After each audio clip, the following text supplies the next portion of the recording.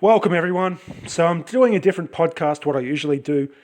It's to discuss a very popular topic with UFOologists, and it's to do with none other than Bob Lazar, the man. Now, Bob Lazar, in his time, he made some extraordinary claims. Now, we're going to investigate these claims. I'm going to go through the list, and we're going to talk about it. Now, for those of you that don't know about Bob Lazar, he claimed to be a research scientist that worked in Area 51 in the late 80s and who was involved in some alleged activities involving research and reverse engineering projects that allegedly dealt with alien spacecraft. Now, Bob Lazar ended up having a falling out with his work situation because he was taking people to, it's been alleged by him, he was taking people to his work site, which was under heavy security. He was taking them there on his off days and he got caught and he breached security protocols and was thrown out of the project that he was involved in. Now, he made these claims. Not long after that, he came out officially and said, look, this is what I was involved in. Now, the points we're going to cover, the main points that Bob Lazar made. And when I cover these points, I'm going to explain why I think Bob Lazar was telling the truth. Now, point one, he said the US government had 9 alien spacecraft in its possession. Now, when he said this, he also said that he believes, and from what he heard, these alien spacecraft were found on an expedition and they could be considerably old, which makes sense because alien spacecraft, well, these ones in particular sound like they were abandoned quite some time ago before this planet may have had Homo sapiens walking on it. These craft, if they were found by archaeologists and it was on an expedition and they were retrieved, these craft could have been abandoned on the planet before it had Homo sapiens on it and then forgotten about. Now, it could have been the case that these craft were abandoned in a cave system. They could have, for all we know, they could have been abandoned 10, 20, 100 million years ago. And Bob Lazar saying this brings a veracity to the situation because in this kind of situation, it would still uphold the concept that alien spacecraft that are so advanced are not going to crash.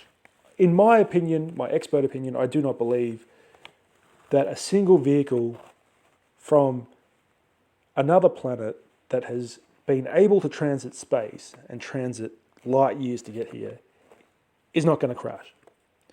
So this ticks a little light bulb in my head that says, yes, Bob Lazar could be telling the truth here because it makes perfect sense. Maybe these craft were abandoned before, the planet really had intelligent life like us on it. So, it makes perfect sense that these could have been just abandoned and forgotten about, and it would make them ancient. And there's probably a reason why they were left behind. There's probably a logical reason why a spacefaring race may have abandoned these vehicles. So the planet had it was quite different. We go back a considerable time ago. Different atmospheric pressure was different. The composition was different, and even the terrain was different. So, who knows? These vehicles could have just been abandoned for the simple fact that they weren't needed anymore. So that makes perfect sense. So I do support that concept. It makes perfect sense to me when Bob Lazar said that. It was very striking that, the US government had 9 alien spacecraft in its possession, but then he says that he thinks they were discovered in an expedition and the craft are all different. So it does make sense because it doesn't violate the zoo hypothesis in this case. If these craft were left here a considerable time ago before the days of humans walking the planet. So it ticks a box to me. So it upholds the zoo hypothesis and the concept that advanced tech does not simply crash or can be shot down by primitive craft.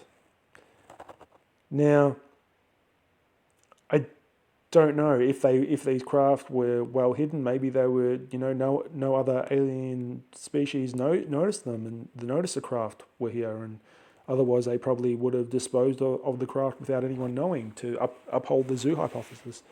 So that's a plausibility a plausible situation that I think upholds the veracity of the zoo hypothesis and, advanced tech being too good to fail. Number 2, internal subflooring of the craft use honeycomb structures. Wow.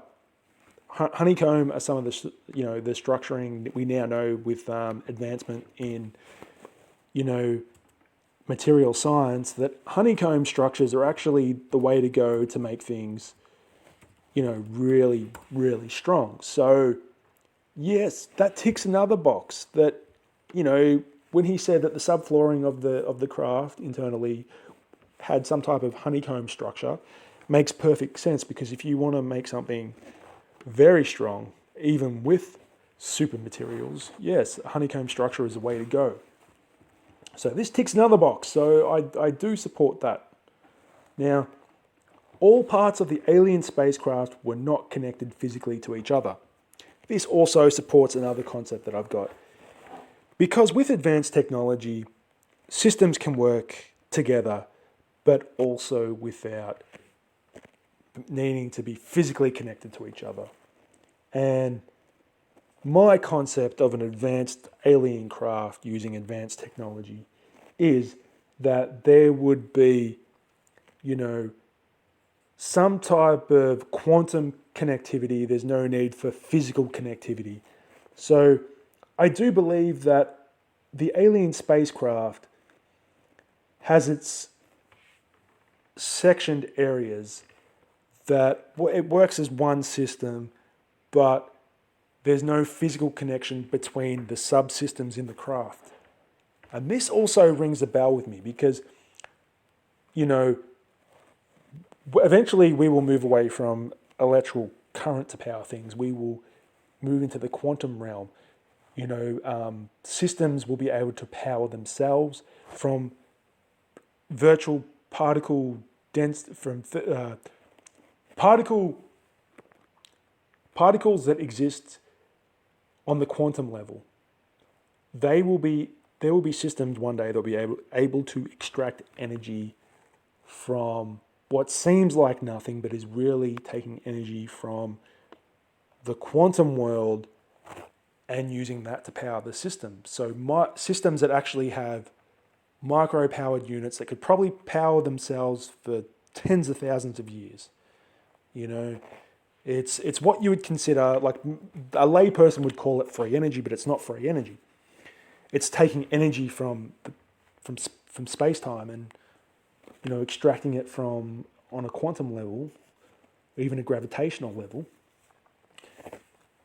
And this is how I picture the craft would work. So, an advanced craft would use what I can visualize, the most logical thing would be, that we move away from electrical power systems to eventually, in the next 1,000 years, to units that draw power from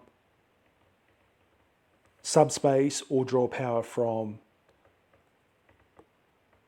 the space-time continuum, basically. So I believe that this also ticks another box of, yes, it does sound like it's legit, because I do believe that. I do believe that that's how the craft would be structured. So that makes perfect sense. So, there's heaps of subatomic particles out there I'm pretty sure there's even they've demonstrated the wild fermion particle might be able to used as a substitute to the electron.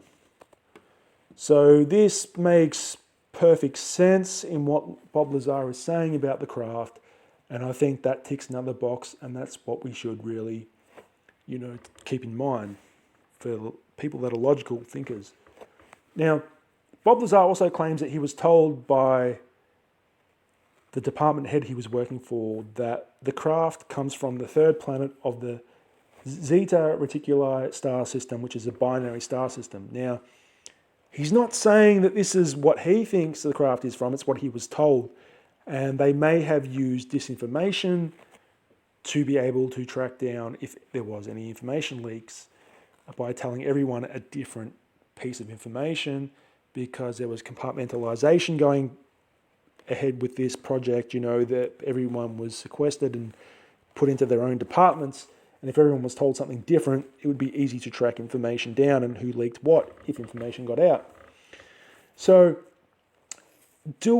if we go on the fact that if it did come from the third planet of the Zeta Reticuli star system, I don't think there have been any exoplanets found yet, but I'm pretty sure that in time they will find, possible planetary objects in that star system. And it's 40 light years away, that's that binary star system. It's completely plausible. But given the fact that, taking Bob Lazar on his word, I should say, that the 9 alien spacecraft were found in an archaeological expedition. If we go on my theorization of the craft could have been sitting there from some time, if the craft were, say, sitting there like in a, labyrinth underground, and we're like talking 100 million years ago, well, there may not be, the planetary people may have, who knows if they're even corporeal anymore. So we're making assumptions here, but if there's a chance that information is correct, and we're going to make an assumption that maybe the craft could have been sitting on Earth for, a considerable time, maybe, these planetary people have continued to develop to the point where maybe they're not even corporeal anymore. So we just don't know. Now, also what the way I visualize things, that maybe, we've got to look at, spacefaring civilizations that travel from planet to planet. There may be even more advanced civilizations that exist that these spacefaring civilizations consider alien to them, about civilizations that are able to transit the corridors between galaxies. And maybe a lot of civilizations can only stay within their galaxy, and they haven't figured out the technology that enables them to leave their galaxy, but they suspect that there's way more advanced beings that are able to transit between galaxies and even universes. Maybe there's, another layer of complexity to how, just like how we look at alien civilizations that may watch Earth. These alien civilizations may get visits from, or suspect that there is even more advanced civilizations watching them that are way more advanced than these civilizations that are only able to travel within the confines of their galaxy. Because it would take a considerable jump in technology to be able to transit past, a galaxy's barrier and outer rim to travel to another galaxy, to go between that void. There's dark matter, there's a lot of things to consider. There's whole new laws of physics, I'm sure, that need to be considered, and a whole different way of getting craft outside of a galaxy and getting it through a corridor, a void. The void between galaxies would require, a higher order of technology to do. I'm pretty sure, it just wouldn't. I don't think it would be possible with, a lot of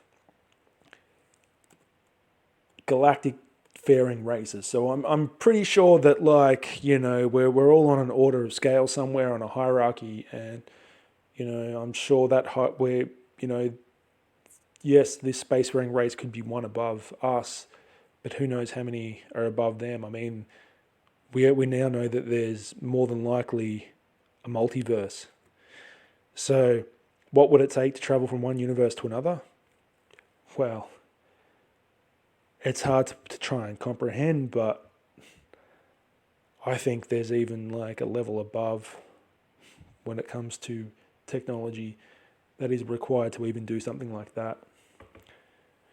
Anyway, so back to the spacecraft that Bob Lazar was talking about. He said it used an artificial gravity reactor and matter reactor. He did say he had some idea how it worked. Look, there has to be some type of gravity reactor. He said the person that worked before him was killed by the reactor trying to get it working, and that one of the other teams made a great breakthrough, but they're not sure, which makes sense in what Bob Lazar was saying, because there has been many sightings of UFO craft, and if the US government did get one of these craft off the ground and working, it's possible that some of these craft people have seen have been their attempts to get these craft off the ground and working. We do know that there has been reports of off-world craft, the Tic Tac UFO incident that was declassified, and also declassified documents about UFOs showing up, and then there's a fair idea that they were extraterrestrial in origin, with nuclear reactors and independent systems in nuclear facilities being shut down, nuclear weapons silos. So we do know that the evidence is overwhelming for this, and there has been a lot of declassifications with this. And it's possible, look, artificial gravity reactor you would need. In part, it could generate a force field that protects the craft. It would need to, because if you're creating subspace in front of the ship or whatever it does, because we can only really take guesses here, wild guesses at that, you would need some type of subspace field to protect the ship, because even the smallest particles could penetrate the hull if it was moving through space. But if it envelops space, then I guess not. But it all depends on the physics behind how these craft work. We really here we're just taking wild guesses. There were solid walls that could become completely translucent. Well, we've now reached a point with material science where we can actually make what Bob Lazar was describing back in '89. We can actually do that now in the lab. So that's material science has progressed to that point where we can actually start doing stuff like that. And they're always finding ways to actually, to do that. So we can actually demonstrate materials that are completely solid that become translucent. There is, a lot of that can be done today. So that's actually another thing that's, brings validation to the point. Another point that I actually didn't write on my list was the security feature that Bob Lazar used to enter the building when he first claimed it. Nothing like that existed, and it was clear that DARPA had some type of security feature they were implementing at the base at S4 and Area 51 that is now widely used. And Bob Lazar was first talking about this back then, so this fact alone makes it overwhelming to try and deny that Bob Lazar worked. There's a lot of people that say Bob Lazar is hoaxing it, but then you can't deny that he was making claims that turned out to be true, even back in the 80s. So I don't know. Some of these things we do see now with science, where science is, and we do have the development of technology. Now, the top part of the craft, he said, might have been some type of stellar navigation. So if you're going to have a stellar navigation unit, you would probably have it on the top of a saucer-shaped craft. It makes sense that that's where it would be located,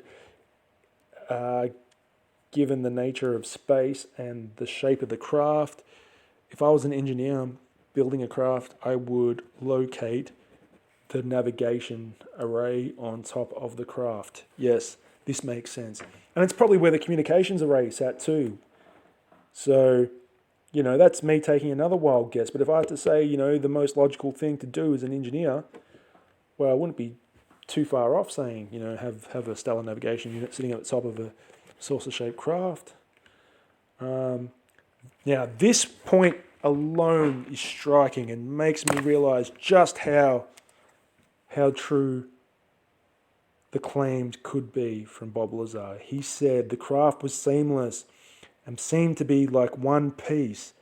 A seamlessly formed material is how I picture an advanced craft to be. So Bob Lazar said there was no real 90-degree angles. It was more like everything seemed to be one piece, which is like how objects appear when they're printed by 3D printers as one piece. And these craft would obviously be mass-produced by artificial means. So, they're not mass-produced. They'd be produced by some type of artificial means, and they would probably replicate the same features as 3D printing.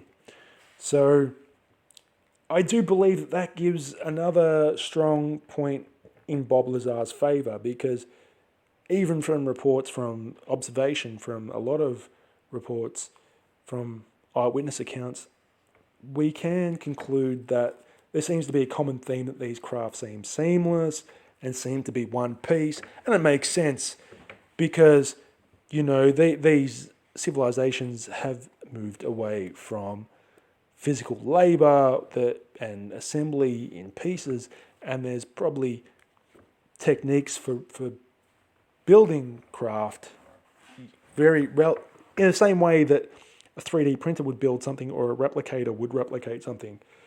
So that also makes sense.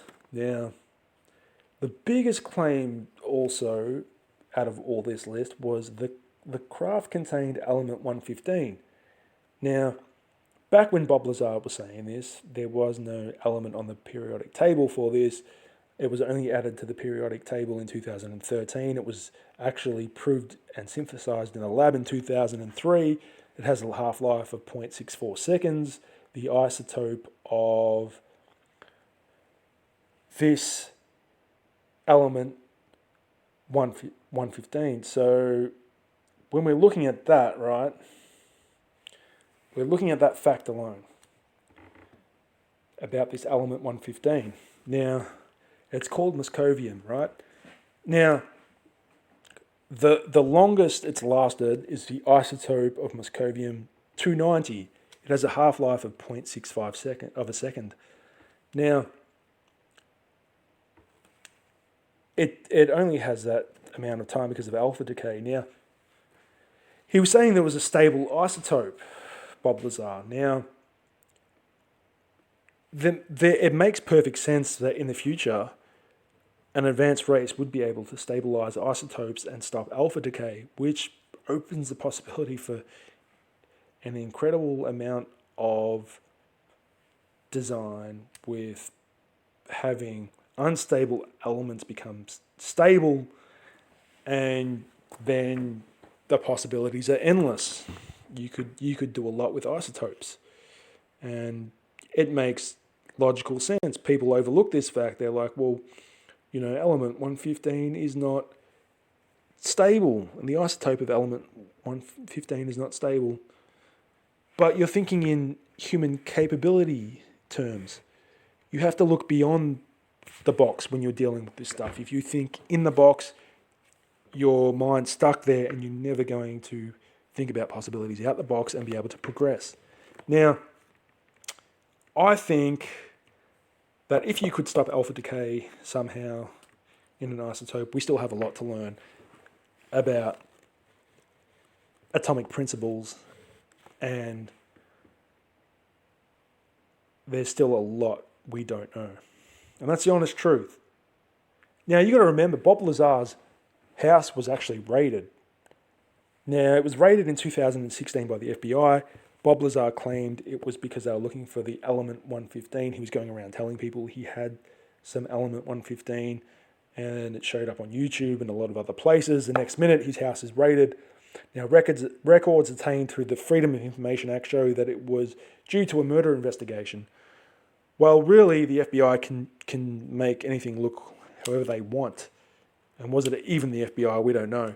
But there's definitely an organisation that tries to suppress this stuff. I believe Bob Lazar could have had something. They were looking for something. And it's a mighty coincidence that they raided his place in 2016.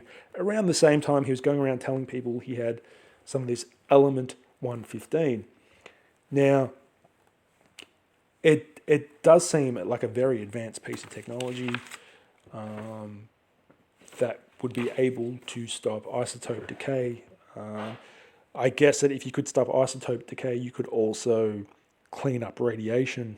Like we could do amazing things if we could wipe out radiation. Think of places like Chernobyl. If you could come and clean up the whole place and make it radioactive free in a very short time. That's what I'm sure advanced civilizations can do. Time and time again, I've made predictions in technology that end up becoming reality because we're moving through an exponential growth period with technology. So it's getting shorter and shorter with our developments of how long it takes to develop things, and we're developing more technology. But also remember, Bob Lazar claims that these craft, every 8 years or so, they bring them back from having them stored away because then there's not much they can really extract from these craft, which makes perfect sense. This is the smartest thing Bob Lazar said, right? Because it, to me, tells me beyond reasonable doubt that yes, it's more than likely Bob Lazar is right. Advanced technology, you can only reverse engineer so much. You have to have the economy in place and the natural progression in place to be able to implement a certain technological development. So, for instance, a TV consists of hundreds of previous developments in different areas of science, and then you accumulate, a cumulative process happens, and then eventually you get a product like a TV. But that takes time. There's different progressions and different things, and then the market has to be able to support that technology to make it worth bringing out.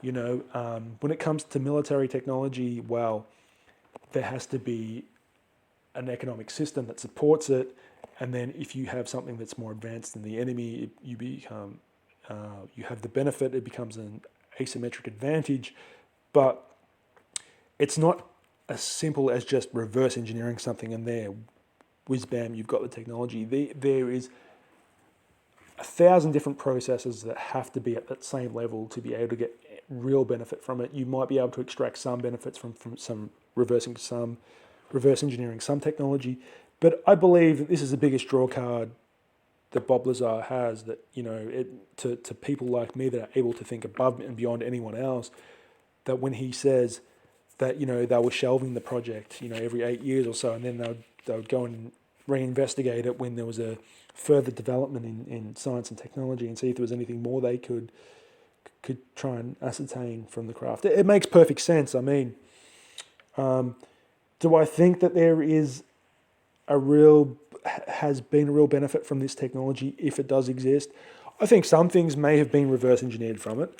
I think there's a lot of things that there was just no practical application for at the moment, and there's no point to it. So, it's happily locked away, and very few people are fortunate enough to actually work on this stuff these days. But, I think more than anything, it may, from time to time, this technology may be useful to some extent, maybe in answering a few questions here and there, speeding up little processes here and there, maybe with particle acceleration.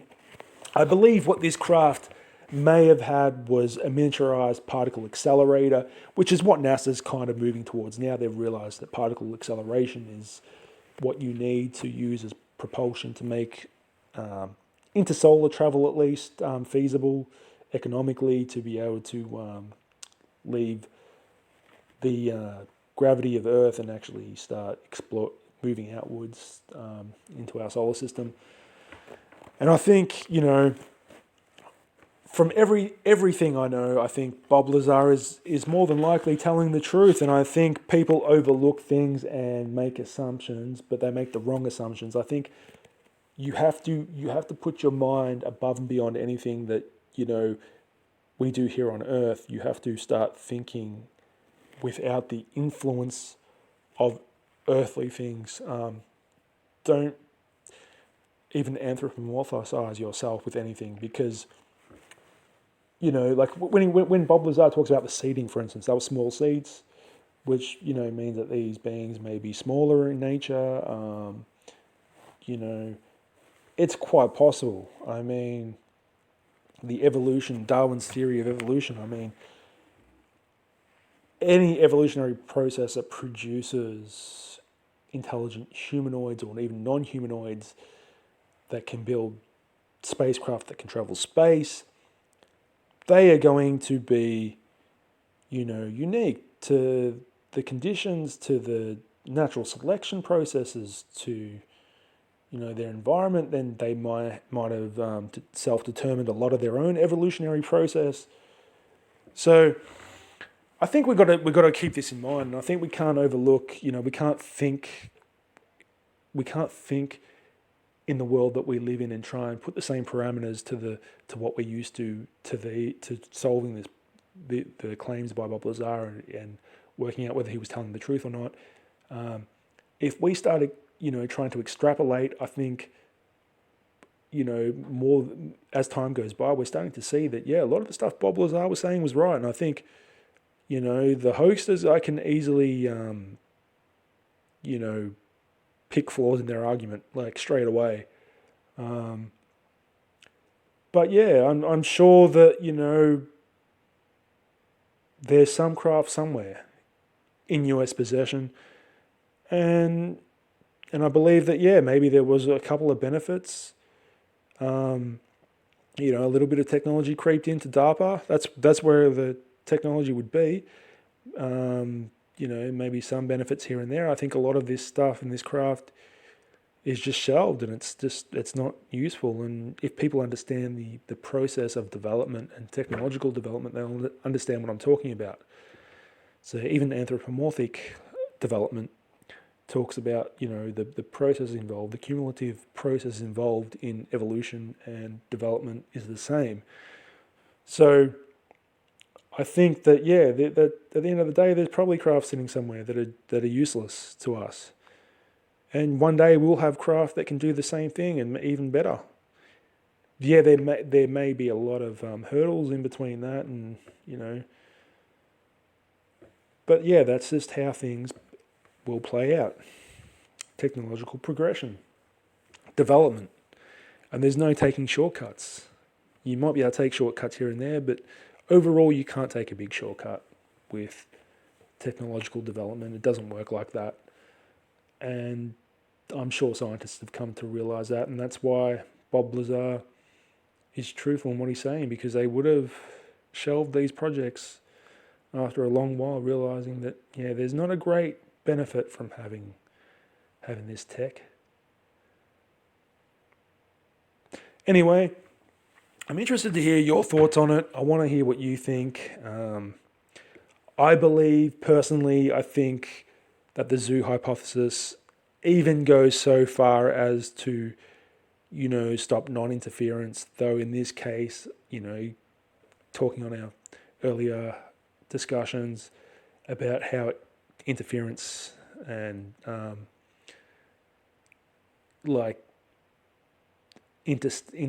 intergalactic pollution entered into Earth, it kind of unfortunately circumvented the zoo hypothesis and non-interference policies that seem to exist in our natural little habitat, our solar system is a sanctuary zone. I do believe that. And I believe that even organizations like SETI are a waste of time, because I believe that there's, undetected satellites in the could be out in the outer rim of the solar system that prevent stray alien communications from being intercepted. Even now with China, when they have quantum communication systems, I believe that there is not going to be any detection of stray alien communications, because I believe that that's already been thought of many decades ago, and there's alien satellites out there somewhere that prevent stray communications from falling into our solar system. I believe our solar system is in a sanctuary zone. It's just how it is, and it's for our own good. And I believe we still have a long way to go in progression. We have thousands of years to go before. I believe first contact is maybe 500 or 600 years off. I believe that we'll discover life on other planets in the next 15 years, 15 to 20, with spectrographic analysis and being able to work out the composition in the atmosphere of other planets. And I think that will be the first step in learning about our insignificant place in the galaxy and the universe. And I think we've still got a long way to go. I think we have to overcome all the problems here on Earth before we could even remotely think about first contact. I'm sure that Gene Roddenberry, envisioned that, but it's still a long way off. And, everything has a place and time, and we'll get there. Anyway, these are my thoughts on Bob Lazar. I think he will go down in history as one of the great whistleblowers of the 20th and 21st century. So that's where I'll sit on this. Anyway, be sure to subscribe to my channel. I'll be doing a lot of different topics. So it's not just going to be about the music. I cover science, technology, a lot of different things. So I'll try and cater to a wider audience. Anyway, peace.